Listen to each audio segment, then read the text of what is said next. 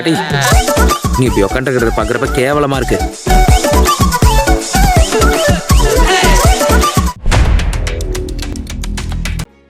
அமெரிக்காவின் மிகவும் நவீனமான மற்றும் ரகசியமான போர் விமானமாக கருதப்படும் V-21 ரைடர் குறித்து சீனாவினுடைய புதிய ஆய்வறிக்கை சர்வதேச பாதுகாப்பு வட்டாரங்களில் பெரும் விவாதத்தை ஏற்படுத்தியுள்ளது.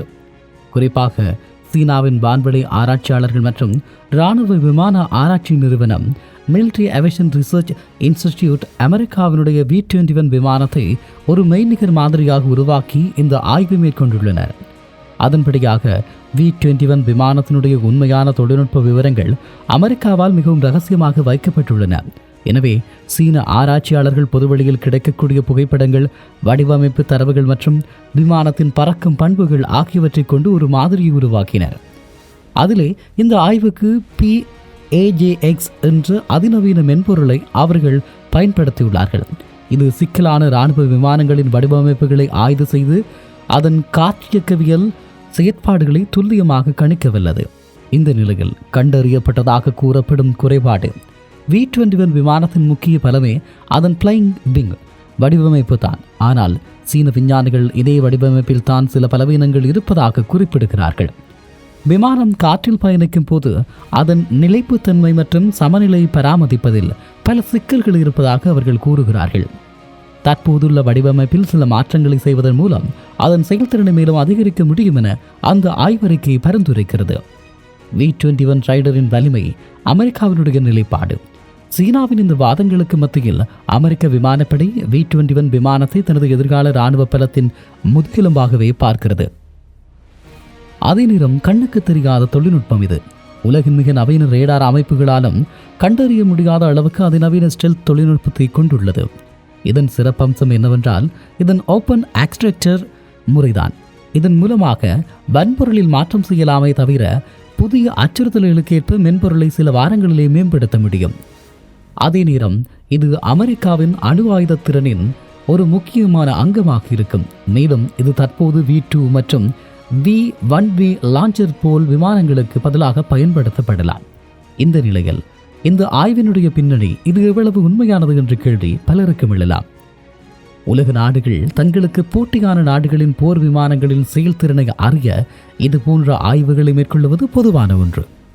அப்படியான ஒரு சூழலில் மறைக்கப்பட்ட உண்மைகள் V-21 விமானத்தின் காற்றியக்கவியல் மற்றும் அதன் ரகசிய பூச்சுகள் குறித்த தகவல்கள் அமெரிக்காவால் பாதுகாப்பாக வைக்கப்பட்டுள்ளன. எனவே பொதுவெளியில் உள்ள தரவுகளை வைத்து சீன விஞ்ஞானிகள் செய்த ஆய்வு எந்த அளவுக்கு துல்லியமானது என்பதில் சந்தேகங்கள் உள்ளன. அதே நேரம் இதுபோன்ற ஆய்வறிக்கைகள் எதிரி நாட்டு ஆயுதங்களின் மீதான நம்பிக்கையை குறைக்க செய்யப்படும் ஒரு வகை தகவல் போர் என்றும் பாதுகாப்பு நிபுணர்கள் பார்க்கிறார்கள். சீன விஞ்ஞானிகளின் கூற்றுப்படி V-21 விமானத்தில் வடிவமைப்பு ரீதியான குறைகள் இருந்தாலும் அமெரிக்கா அதனை மென்பொருள் வழியாக சரி செய்யும் திறன் கொண்டது. இந்த விவகாரம் உலக நாடுகளுக்கு இடையிலான தொழில்நுட்ப போட்டியின் ஒரு பகுதியாகவே பார்க்கப்படுகிறது என்றும் சொல்லலாம். குறிப்பாக அமெரிக்காவின் V-21 ரைடர் போர் விமானம் குறித்த சர்ச்சையில் இந்த மாத நிலவரப்படி கிடைத்துள்ள புதிய மற்றும் கூடுதல் தொழில்நுட்ப தரவுகள் எப்படியானது என்றால் ஒரு ஆச்சரியத்தை ஏற்படுத்தக்கூடியது. சீனாவினுடைய ஏரோடைனமிக்ஸ் ஆராய்ச்சி மற்றும் மேம்பாட்டு மையம் இந்த ஆய்வுக்காக PADJ-X என்ற புதிய All-in-One மென்பொருளை பயன்படுத்தியுள்ளது. இந்த மென்பொருள் காற்றியக்கவியல், உந்துவிசை, மின்காந்தவியல், அகச்சிகப்பு கதிர்வீச்சு மற்றும் ஒலி அதிர்வு ஆகிய 5 முக்கிய துறைகளை ஒரே நேரத்தில் கணக்கிடும் திறன் கொண்டது. ஆராய்ச்சியாளர்கள் 288 வெவ்வேறு காரணிகளை பயன்படுத்தி இந்த விமானத்தை ஆய்வு செய்துள்ளனர்.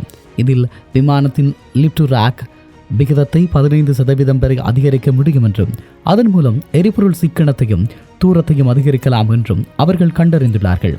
நிலைப்புத்தன்மை விமானத்தின் நிலைப்புத்தன்மையை அளவிடும் பிச்சிங் மொமெண்ட் மதிப்பை 0.07 இருந்து 0.001 ஆக குறைக்க முடியும் என சீன விஞ்ஞானிகள் குவாங் ஜியாங்தாவ் தலைமையிலான குழு தெரிவித்துள்ளது.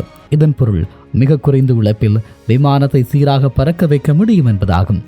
இந்த நிலையில் அமெரிக்காவின் தற்போதைய நிலை. சீனாவினுடைய ஆய்வுகள் ஒருபுறம் இருக்க அமெரிக்கா தனது V-21 திட்டத்தை மிக வேகமாக முன்னெடுத்து வருகிறது. உண்மையில் பிப்ரவரியிலே அமெரிக்க விமானப்படை மற்றும் நாத்ரோப் கிரம்மன் நிறுவனம் V-21 விமானங்களின் உற்பத்தி திறனை 25% அதிகரிக்க முடிவு செய்தது. இதற்காக $4.5 பில்லியன் கூடுதல் நிதி ஒதுக்கப்பட்டுள்ளது. விமானங்களின் எண்ணிக்கை ஆரம்பத்தில் 100 விமானங்கள் திட்டமிடப்பட்ட நிலையில் தற்போது அமெரிக்க இராணுவ தளபதிகள் இந்த எண்ணிக்கையை 145 உயர்த்த வேண்டும் என நாடாளுமன்றத்தில் வலியுறுத்தியிருக்கிறார்கள்.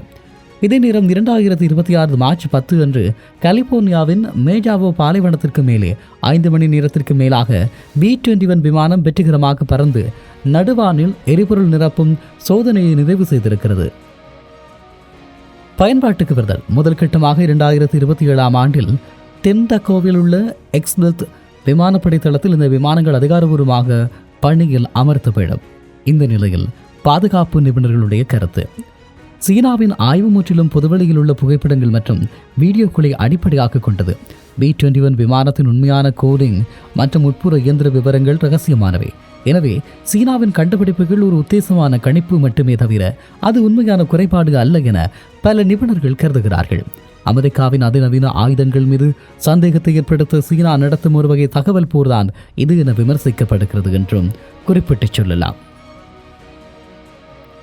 குறிப்பாக சீனாவின் ஏரோடைமிக்ஸ் ஆராய்ச்சி மற்றும் மேம்பாட்டு மையம் வெளியிட்டிருக்கக்கூடிய அறிக்கையில் சில அதிரடி தகவல்கள் இடம்பெறுகிறது. ரேடார் குறுக்குவெட்டு பரப்பு B-21 விமானத்தின் தற்போதைய வடிவமைப்பில் ரேடார் அலைகளை திருப்பி அனுப்பும் சராசரி பரப்பு 13.55 சதுர மீட்டர் என சீன மென்பொருள் கணக்கிட்டுள்ளது. ஆனால் அவர்கள் பரிந்துரைக்கும் மாற்றங்களை செய்தால் இதனை 1.33 சதுர மீட்டராக, அதாவது 90% குறைக்க முடியும் என உரிமை கோருகின்றனர். அதே நேரம் அதிர்ச்சி அலை அதிவேகமாக பறக்கும்போது ஏற்படும் காற்று அழுத்த அலைகளை குறைப்பதன் மூலம் விமானத்தின் தேய்மானத்தை குறைத்து அதன் ஆயுட்காலத்தை அதிகரிக்க முடியும் என சீன விஞ்ஞானி குவாங் ஜியராங் தெரிவித்துள்ளார். ஒவ்வொரு ஸ்டெல் விமானமும் ஒரு குறிப்பிட்ட கோணத்தில் ரேடாரில் தென்படும். B-21 விமானம் சில குறிப்பிட்ட கோணங்களில் பறக்கும்போது அதன் மறைப்புத்தன்மை பலவீனமடைவதை சீன மென்பொருள் கண்டறிந்ததாக கூறப்படுகிறது. உண்மையில் சீனாவின் ஆய்வுகளுக்கு பதிலடி கொடுக்கும் விதமாக வளர்த்து வரும் அச்சுறுத்தல்களை சமாளிக்கவும் அமெரிக்கா சில முக்கிய முடிவுகளை எடுத்துள்ளது. பிப்ரவரி மாதம் 23ஆம் தேதி அன்று வெளியான அறிவிப்பின்படி B-21 விமானங்களின் ஆண்டு உற்பத்தி திறனை 25% அதிகரிக்க அமெரிக்க விமானப்படை மற்றும் நாத்ரோப் கிரமன் நிறுவனம் அதிகாரபூர்வமாக ஒப்பந்தம் செய்தது. அதே நேரம் தற்போது கலிபோர்னியாவின் பாம்டோலில் மட்டுமே உற்பத்தி நடக்கிறது. ஆனால் மார்ச் 17 அன்று அமெரிக்க வியூக கட்டளை பிரிவு தலைவர் அட்மிரல் ரிச்சர்ட் கோரல் விமானங்களின் எண்ணிக்கையை 145 உயர்த்த 2வது உற்பத்தி தளத்தை தொடங்குவது குறித்து நாடாளுமன்றத்தில் ஆலோசித்துள்ளார். புதிய இலக்கு 200 விமானங்கள். அமெரிக்காவின் மிட்சர் இன்ஸ்டிடியூட் பிப்ரவரி 2026 வெளியிட்ட அறிக்கையில் சீனாவை முழுமையாக எதிர்கொள்ள அமெரிக்காவிடம் குறைந்தது 200 B-21 விமானங்கள் இருக்க வேண்டும் என வலியுறுத்தியுள்ளார். தற்போதைய நிலை மற்றும் சோதனை. 2வது சோதனை விமானம் செப்டம்பர் 2025 இணைந்த 2வது சோதனை விமானம் தற்போது ஆயுத அமைப்புகள் மற்றும் தகவல் தொடர்பு சோதனைகளை வெற்றிகரமாக நிறைவு செய்திருக்கிறது. பயன்பாட்டு திகதி. முதல் செயற்பாட்டு விமானம் 2027ஆம் ஆண்டில் தெற்கு டகோட்டாவில் உள்ள எக்ஸ்பெர்த் விமானப்படை தளத்திற்கு வரும் என்பது உறுதி செய்யப்பட்டுள்ளது. இதன்படியாக இந்த சீனாவினுடைய கூற்று தொடர்பாகவும் அமெரிக்காவினுடைய நிலைப்பாடு தொடர்பாகவும் பார்க்கலாம். வடிவமைப்பு 15% அதிக செயல்திறன் சாத்தியம். ரகசியமான மாற்று மற்றும் உகந்த வடிவமைப்பு என அமெரிக்கா சொல்லுகிறது. நிலைத்தன்மை -0.001 பிச்சிங் மொமெண்ட் இலக்கு. அதே நேரம் அமெரிக்கா 6ஆம் தலைமுறை நிலைப்புத்தன்மை கொண்டது என்று சொல்லுகிறது. உற்பத்தி இலக்கு. சீனாவிடம் எந்த கருத்துக்களும் இல்லை. அமெரிக்காவிடம் 100 - 145 அல்லது 200 வரை உயரலாம் என்று சொல்லப்படுகிறது. அதே நேரம் நிதி சீனாவிடம் எதுவும் இல்லை. அதே நேரம் அமெரிக்காவை பொறுத்தவரை 11.3 பில்லியன் அமெரிக்க டாலர்கள் ஒதுக்கீடு என்று சொல்லுகிறார்கள். இந்த தரவுகளின் அடிப்படையில் சீனா தகவல் போர் செய்கிறதா அல்லது அமெரிக்காவினுடைய உற்பத்தி ஆகியவற்றுக்கு இடையிலான போட்டியை தெளிவாக காட்டி நிற்கிறது என்பதையும் சொல்லிக் கொள்ளலாம்.